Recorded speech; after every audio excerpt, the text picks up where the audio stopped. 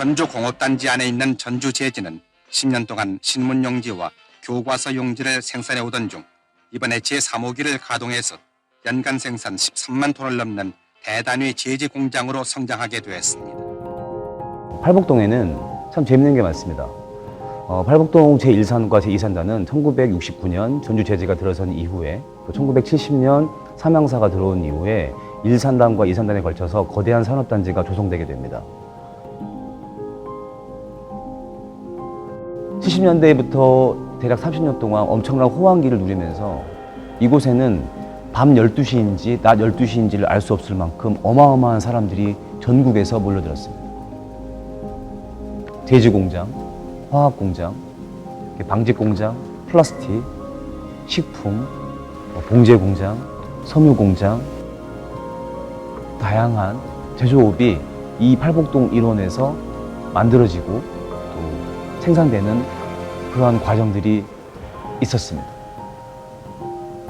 하지만 지금은 50% 이상이 유휴공간으로 남아있는 거대한 빈 공간이 되어버렸습니다.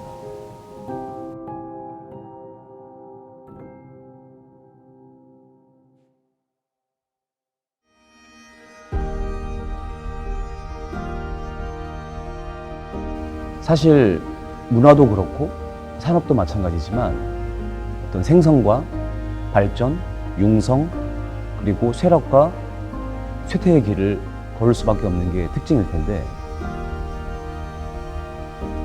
이곳에 있는 굉장히 많은 공간들을 실제로 방문을 해보면서 폐공장에 몰래 들어가서 실제로 보기도 하고 또 오래된 골목들을 또 오래된 옛 자취가 그대로 남겨져 있는 똑방촌 같은 것들을 방문하고 보고 또 그것들 사진과 기록으로 남기면서 이 팔복동이라고 하는 하나의 공간 속에 굉장히 많은 사람들이 살고 있었고 또 그들이 만들어낸 거대한 움직임이 있었고 그것들이 전라북도를 이끌고 있었던 산업 역군들이었다는 사실들을 조금씩 알기 시작했습니다. 문득 이런 생각이 들었었어요. 이곳에 살아갔던 그렇게 많았던 여공들, 그렇게 많았던 기계들, 그 사람들은 다 어디로 갔을까? 그들은 지금 어디에 있을까? 한때 전라북도를 이끌었던 전라북도 산업의 주체라고 불렸던 그 모두가 다 어디로 갔었을까? 어디로 간 것일까? 그들의 이야기는 무엇이었을까? 그들은 어떤 삶을 살았을까?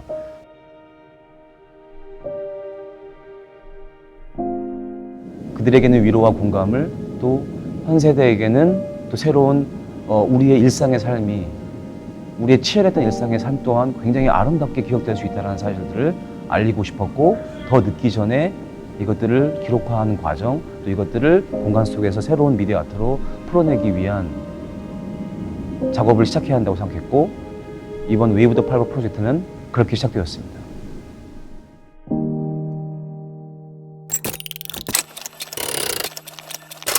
굉음을 내며 부르는 제지공장, 형형색색의 실들을 뽑아내는 섬유공장, 쉼없이 원단에 술을 놓는 봉제공장, 그 안에서 벌어지는 다양한 마찰음들, 다양한 기계음들, 갖가지 부품과 제품을 나르던 호이스트랑 컨베이어 벨트의 연속적이고 분주한 움직임. 저희는 공장과 기계의 움직임을 통해서 리듬을 만들고 그 리듬을 통해서 팔복동의 기억을 깨우고 새로운 생명력을 불어넣고자 했습니다. 팔복동의 산업유산 이야기를 어떻게 펼쳐나갈 것인가, 그 이야기들이 어떻게 풀어나가야 할까, 누가 텔러가 되어야 할까. 저희가 최종을 선택했던 것은 현대무용술이었습니다. 또 인간이 가지고 있는 그 아름답고 역동적인 그 몸동작이 어찌 보면 팔복동의 이야기와 굉장히 잘 부합될 수 있지 않을까. 그 기계들의 역동적인 움직임과 또 한때 이 공간 속에서 서로 웃음 지으면서 서로 어떤 삶을 영위하고 또 그들의 젊은 시절의 아름다웠던 부분들을 또 어떻게 표현할 수 있을까라고 하는 그런 점에서도 인간의 움직임이 가지고 있는 그 아름다움이 가장 적합한 게 아니었나. 제작 기간 중 가장 어려웠던 점은 장소의 섭외였습니다. 코로나 시국에 겹치면서 팔복동 일대 분위기는 전에 없이 싸늘했습니다. 30명 가까이 되는 제작진과 8명의 혼성 현대무용단이 꾸려졌지만 촬영은 고사하고 방문 허가를 받는 데만도 한참이 걸렸습니다. 셀 수 없이 많은 시도 끝에 비로소 본 촬영이 시작되었습니다. 우리는 휴비스 2공장, BYC 등을 포함해 팔복동 전역에서 촬영을 진행했습니다. 여기에 드론을 이용한 3D 항공 스크린까지 완료했습니다. 모든 게 최초였습니다.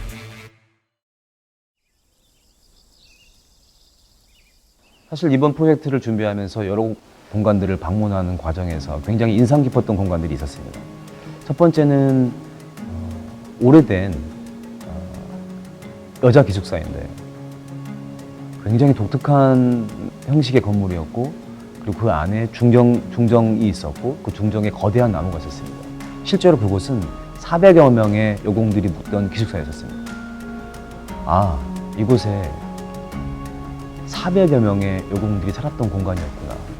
이 벤치에서, 이 의자에서, 혹은 이 나무 아래에서 굉장히 많은 여공분들이 앉아서 담소를 나누고 오늘 하루 일과에 대해서 이야기하고 또 그들의 삶에 대해서 이야기했겠구나. 정말 인상 깊었던 건 이곳을 거쳐간 노동자분들은 자신의 청춘을 서글프게 생각하지 않았다는 점입니다. 그분들의 기억 속에 가장 먼저 자리하고 있는 것은 친구들, 동료들, 함께 웃고 즐기고 사랑하고 위로하던 순간들이었습니다. 그래서 웨이브 더 팔복의 이야기는 그 청춘의 기억들이 소환하는 리콜에서부터 시작됩니다. 자, 2021년 8월 25일 오후 3시 문이 열리고 있습니다. 비가 쏟아지는 가운데 문이 열리길 기다리고 있습니다. 20년, 25년, 20년 호황 후에 20년 동안 닫혀있던. 아, 닫힌 지 20년이 됐어? 산업 여군의 부활에서 아직 한 번도 공개된 적이 없었던 거대했던 공장이 공개되었고, 사실 저희 제작진조차도 그 공간의 거대함에, 그 공간이 주는 압도적인 몰입감에 굉장히 놀라기도 했었습니다. 이 거대한 공장 안에서 그분들은 어떤 삶을 그렸을까? 그분들은 어떤 인생을 살았을까 생각해 봤습니다. 그분들의 몸짓으로 매일매일 모든 것이 태어났습니다. 그분들은 공장을 움직이는 엔진이었고 이 산업을 이끄는 진정한 주체였습니다.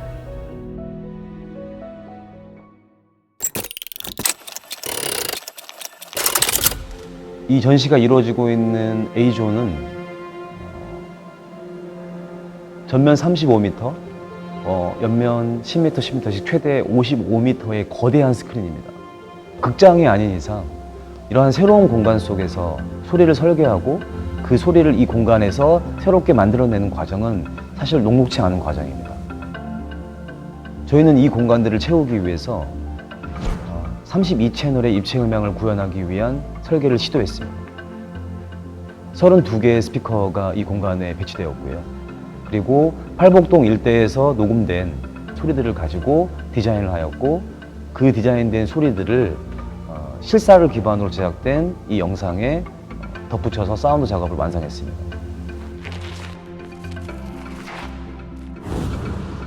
삼년의 프로젝션 매핑으로 보여질 영상에선 대중들에게 보다 서정적으로 다가가기 위해 영화적인 상상력을 불어넣은 실사 기반으로 제작했습니다.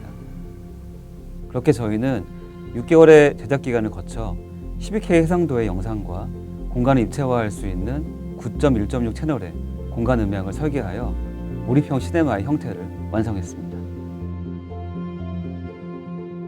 제가 생각하는 실감형 컨텐츠라는 것은 인간의 감각을 깨우는 과정이라고 생각합니다.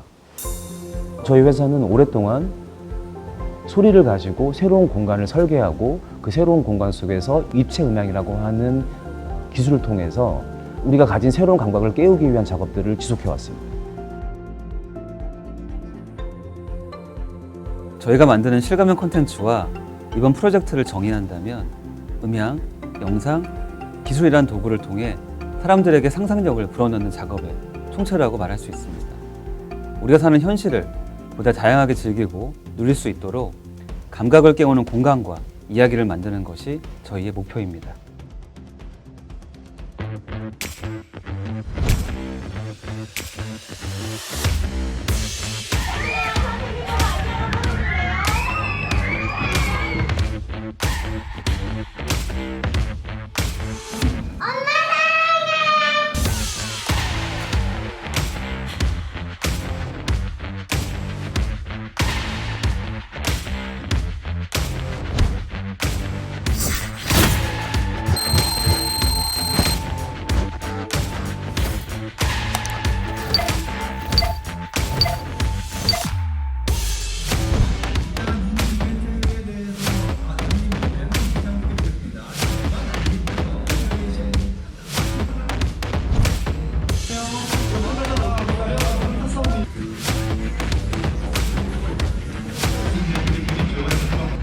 산업의 여건이 문화의 여건이 될 수 있도록 이 공간에 혹은 팔복동 제1-3단에 많은 관심과 또 많은 애정을 쏟아주신다면 이곳 자체가 또 새로운 문화의 물결로 물결치는 날이 올 거라고 생각합니다.